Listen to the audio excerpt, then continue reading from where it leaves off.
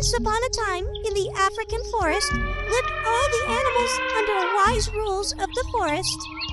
There was a man's tribe living near the forest. One night, the lame tiger of the forest, Shere Khan, decided to hunt the villagers for food. He attacked the village with loud roars. Oh no!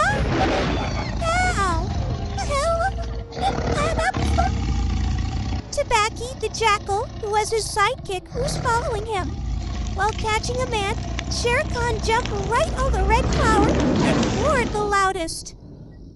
Raksha was watching the view sitting outside the cave with her cubs.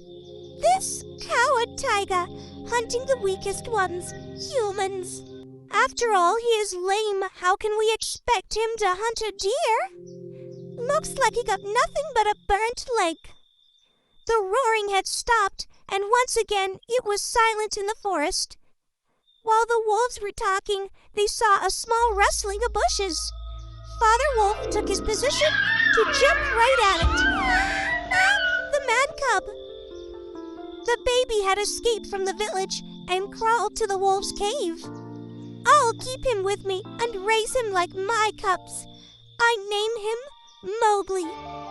Rashka, I don't think the pack will accept a man cub. I'll see to it. Tabaki was hiding behind the cave and told Shere Khan about the man's cub. Shere Khan immediately reached the cave. That man cub is my prey. Hand him over to me. Go away, you lame coward. He's my kid, and you just don't even dare touch him. Shere Khan, who was injured in the fire, left the place after seeing the mother's rage. One day this kid will be under my paws and teeth. The next day they presented Mowgli to the wolf pack.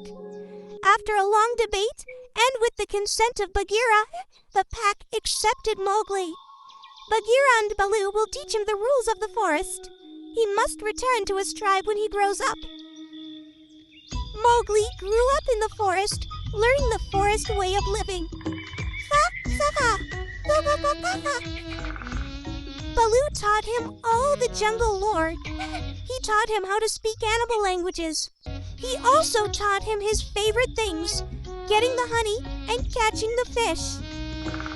Ow, ow, ow. Well, Bagheera taught him self-defense.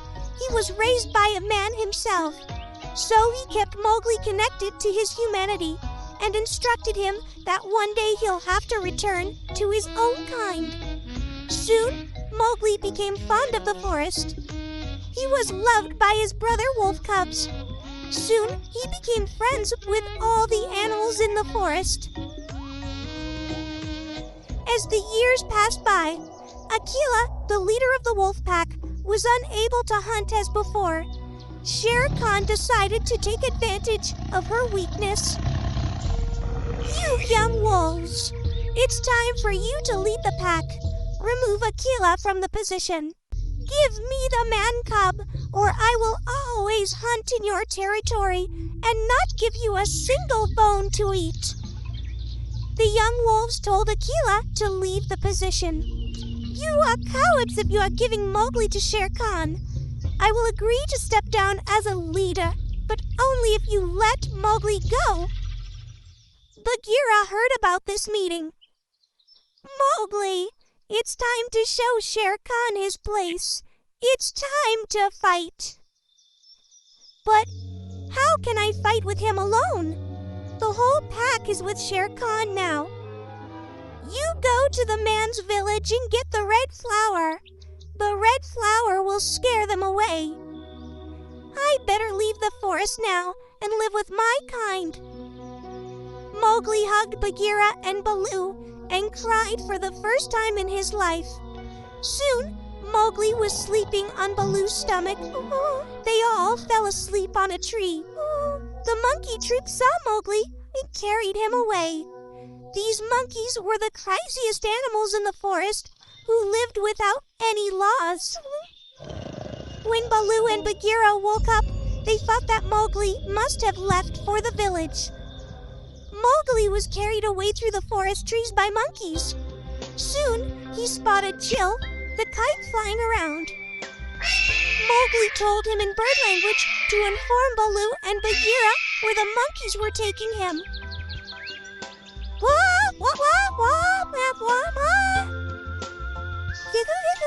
Shut your mouth.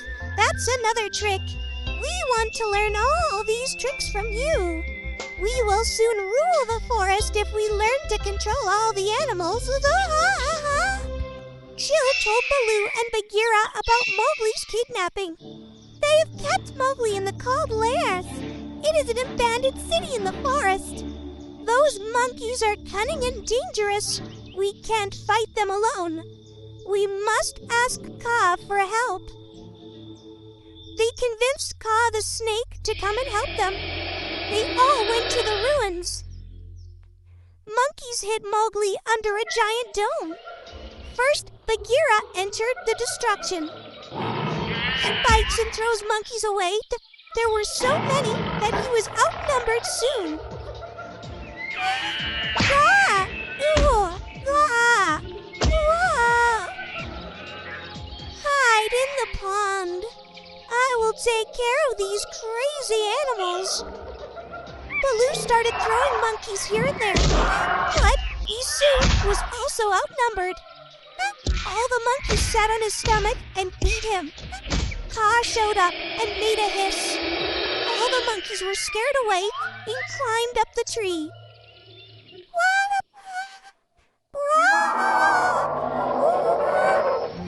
Kaa broke the dome where Mowgli was hidden and freed him. Oh, wow, what a delicious meat. No, Kaa, keep your eyes away from the child. Kaa uncoiled Mowgli. Then he started to dance, which hypnotized the monkeys, and she took them away with her. I think this forest is not for me anymore. I should leave the forest soon. Mowgli bid a last goodbye to Bagheera and Baloo and left for the village. The villagers were first afraid of Mowgli. This kid came from the forest. He might be an imposter. He can voodoo us. He looks like an innocent child. Why are you making such assumptions? Come, my child, you stay with me. Soon Mowgli became familiar with village life. He learned their language too. They gave him the job to do, herding the cattle. His friend Bagheera and Baloo used to meet him on the mountains one day. But one day, his gray wolf brother came to meet him. The pack is in trouble. Shere Khan has decided to kill the wolves one by one. You decided to feed me to Shere Khan. Why should I care for you now? We are not of the same blood, but our mother raised us like we are siblings. We must take her revenge. What? Is mother? She died when fighting with Shere Khan.